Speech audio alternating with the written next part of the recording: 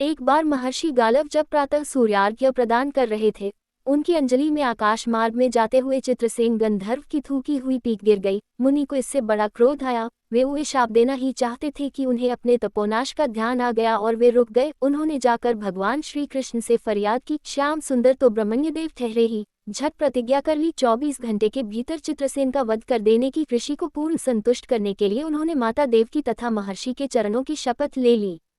गालव जी अभी लौटे ही थे कि देवर्षि नारद वीणा झनकारते पहुंच गए। भगवान ने उनका स्वागत आतिथ्य किया। शांत होने पर नारद जी ने कहा, प्रभु, आप तो परमानंद कंद कहे जाते हैं, आपके दर्शन से लोग विषाद मुक्त हो जाते हैं, पर पता नहीं क्यों आज आपके मुख कमल पर विषाद की रेखा दिख रही है। इस पर श्याम सुंदर ने गालव जी के सारे प्रसंग को सुनाकर अपनी प्रतिज्ञा सुनाई। अब नारद जी को कैसा चैन आनंद आ गया। झटपट चले और पहुंचे चित्रसेन के पास। चित्रसेन भी उनके चरणों में गिर अपनी कुंडली आदि लाकर ग्रह दशा पूछने लगे। नारद जी ने कहा, अरे तुम अब ये सब क्या पूछ रहे हो? तुम्हारा अंतकाल निकट आ पहुंचा है, अपना कल्याण चाहते हो तो बस कुछ दान पुण्य कर लो। 24 घंटों में श्री कृष्ण ने तुम्हें मार डालने की प्रतिज्ञा कर ली है। अब तो बेचारा गंधर्व घबराया, वह इधर उधर दौड़ने लगा। वह ब्रह्मधाम, शिवपुरी, इंद्र, यम, वरुण सभी के लोकों में दौड़ता फिरा, पर किसी ने उसे अपने यहाँ ठहरने तक नहीं दिया। श्री कृष्ण से शत्रुता कौन उधार ले? अब बेचारा गंधर्वराज अपनी रोती पीटती स्त्रियों के साथ नारद जी की ही शरण में आया। नारद जी दयालु तो ठहरे ही, बोले, अच्छा यमुना तट पर चलो। वहां जाकर एक स्थान को दिखाकर कहा, आज आधी रात को यहाँ एक स्त्री आएगी, उस समय तुम ऊंचे स्वर में विलाप करते रहना, वह स्त्री तुम्हें बचा लेगी। पर ध्यान रखना, जब तक वह तुम्हारे कष्ट दूर कर देने की प्रतिज्ञा न कर ले, तब तक तुम अपने कष्ट का कारण भूलकर भी मत बताना।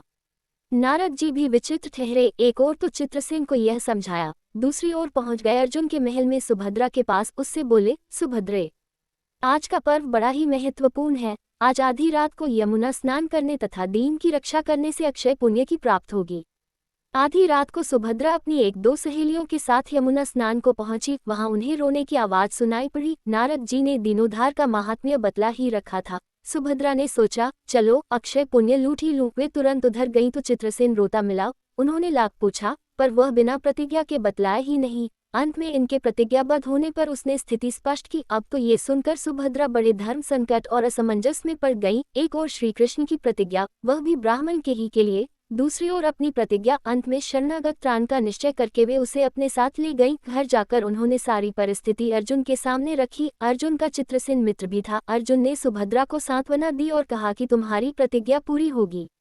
नारद जी ने इधर जब ये सब ठीक कर लिया, तब द्वारका पहुंचे और श्री कृष्ण से कह दिया कि महाराज, अर्जुन ने चित्रसेन को आश्रय दे रखा है, इसलिए आप सोच विचार कर ही युद्ध के लिए चले। भगवान ने कहा, नारद जी, एक बार आप मेरी ओर से अर्जुन को समझाकर लौटाने की चेष्टा करके तो देखिए। अब देवर्षि पुनः दौड़े हुए द्वारका से इंद्रप्रस्थ पहुंचे। अर्जुन ने सब सुनकर साफ कह दिया, यद्यपि मैं सब प्रकार से श्री कृष्ण की ही शरण हूँ और मेरे पास केवल उन्हीं का बल है, तथापि अब तो उनके दिए हुए उपदेश क्षात्र धर्म से कभी विमुख न होने की बात पर ही दृढ़ हूँ। मैं उनके बल पर ही अपनी प्रतिज्ञा की रक्षा करूंगा। प्रतिज्ञा छोड़ने में तो वे ही समर्थ हैं। दौड़कर देवर्षि अब द्वारका आए और ज्यों का त्यों अर्जुन का वृतांत के सुनाया।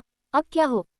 युद्ध की तैयारी हुई। सभी यादव और पांडव रणक्षेत्र में पूरी सेना के साथ उपस्थित हुए।